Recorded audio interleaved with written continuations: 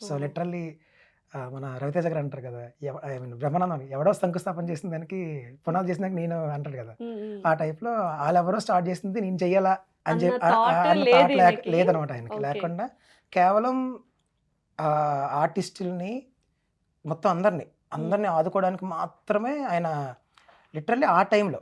ఉమ్, ఇప్పుడైతే ఫుల్లీ నమ్మకం ఉంది ఆయనకి, ఉమ్. కానీ ఆ టైంలో లీస్ట్ ఇంట్రెస్ట్, ఎందుకంటే ఆయన లవ్ స్టోరీ చేయాలనుకున్నాడు ఆ అవును టైంలో. అవును అవును. ఆయన డ్రామా చేయాలనుకున్నాడు. అందులో ఆయన తెలంగాణ, ఆయన తెలంగాణ. మాది విజయనగరం. వరంగల్ ఓ, అతను. ఇప్పుడు ఎందుకంటే యూజువల్ గా తెలంగాణ ఆ యాసలో ఉన్న అన్ని భలే హిట్ అయిపోతున్నాయి, అయిపోతున్నాయి. ట్రెండ్ అవుతున్నాయి Trend కాబట్టి అవునవును. తెలంగాణ ప్రొడ్యూసర్ అయ్యండి మన ఉత్తరాంధ్రని సపోర్ట్ చేశారంటే ఇది కదా మనకి యూనిటీ కావాల్సింది. ఎగ్జాక్ట్లీ.